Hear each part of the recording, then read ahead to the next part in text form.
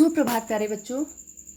हमने जयशंकर प्रसाद द्वारा रचित श्रद्धा मनु और गीत का अध्ययन कर लिया है और आपको समझ में भी आ गया होगा।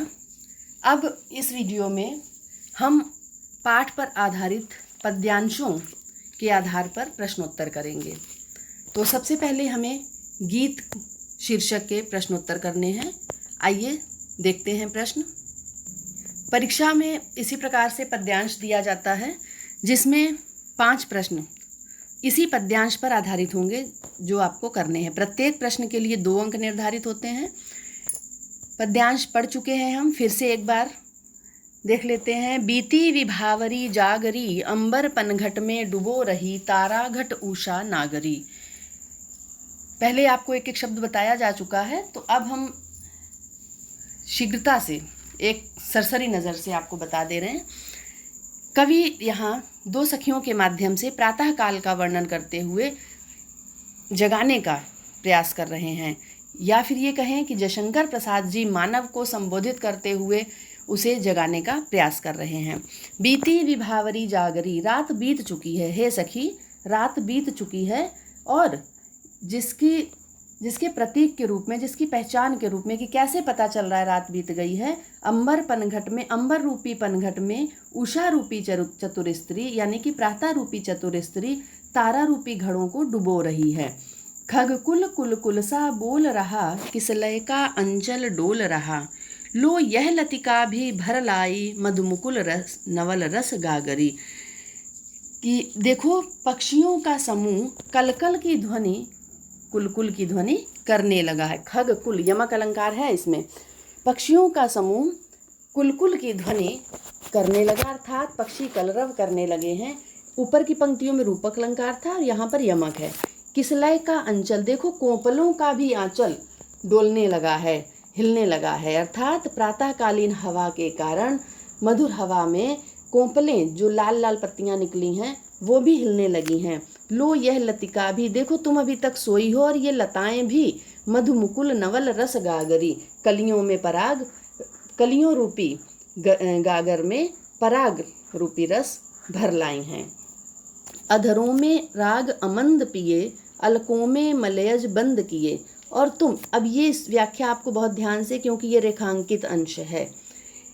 कवि एक सखी के माध्यम से दूसरी सखी को जगाने का प्रयास करते हुए, संबोधित करते हुए उसे कहते हैं कि हे सखी, देखो प्रातः काल हो गई है और तुम अभी तक सोई हुई हो। प्रातः होने पर सभी चिन्ह दिखाई दे रहे हैं, सभी दृश्य प्रातःकालीन जो उपस्थित हो रहे हैं, जैसे पक्षियों का जागना, तारों का छिपना, लताओं का खिलना और कोंपलों का हिलना।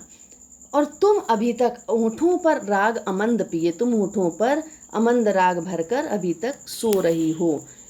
आँखों में मलयज, बालों में अपने मलय पर्वत की चंदन की सुगंध समेटे हुए तुम अब तक सोई है आली। हे सखी, तुम अभी तक सो रही हो। आँखों में भरे विहागरी, तुम्हारी आँखों में विहाग, प्रातःकालीन गाया जाने वाला एक राग, अर्थात तुम्हारी आँखों में अभी तक खुमारी भरी हुई है, नींद भरी हुई है। तुम आलस को छोड़ो, क्यों अभी तक अलसाई हुई हो, आलस को छोड़कर उठो। प्रश्न देखते हैं इसके। पहला प्रश्न है, प्रस्तुत पद्यांश का संदर्भ लिखिए। तो प्रस्तुत पद्यांश हमारी पाठ्यपुस्तक हिंदी के काव्य खंड में गीत शीर्षक में संकलित है। इसके रचयिता लिखना है काव्य में, ये याद रखना आप। इसके रचयिता छायावाद के प्रमुख आधार स्तंभ, प्रमुख गीत लिखने वाले कवि जयशंकर प्रसाद जी हैं। रेखांकित अंश की व्याख्या अभी आपको बताई कि एक सखी दूसरी को कैसे कहती है, इन पंक्तियों में अभी आपको बताया। प्रस्तुत गीत में कवि ने किसके माध्यम से और किसे जगाने का आह्वान किया है। प्रस्तुत गीत में कवि ने एक सखी के माध्यम से दूसरी सखी को जगाने का आह्वान किया है। गगन रूपी पनघट में कौन नक्षत्रों रूपी घड़े को डुबो रहा है। नक्षत्र अर्थात तारे। गगन रूपी पनघट में कौन डुबो रहा है, प्रातःकालीन रूपी स्त्री, गगन रूपी पनघट में प्रातःकालीन रूपी स्त्री तारे रूपी घड़ों को या नक्षत्र रूपी घड़ों को डुबो रही है। इन पंक्तियों में प्रातःकाल के आगमन के दृश्य का संक्षिप्त उल्लेख कीजिए। संक्षिप्त उल्लेख करना है, आपको बताना है कि किस प्रकार यह कैसे लिखेंगे आप कि इन पंक्तियों में प्रातःकाल के दृश्य का बड़ा सुंदर वर्णन किया गया है। कवि कहते हैं कि रात बीत चुकी है, जिसके पहचान के रूप में तारे, प्रातः क्या कर रही, प्रातः रूपी स्त्री तारे रूपी घड़ों को अंबर रूपी पनघट में डुबो रही है, पक्षी कलरव कर रहे हैं। जितना भी आपने ऊपर पढ़ा उसे संक्षेप में आप लिख देंगे गद्य के रूप में, ठीक है। तो यहाँ से पूरा आपको ये संक्षेप में लिखना है कि पत्तियों कोंपलों का आंचल डोलने लगा है और कलियाँ रस भर लाई हैं। ये यहाँ से दोनों पद्यांश, इन पद्यांशों में प्रातः का वर्णन है, इतना आपको संक्षेप में लिखना है।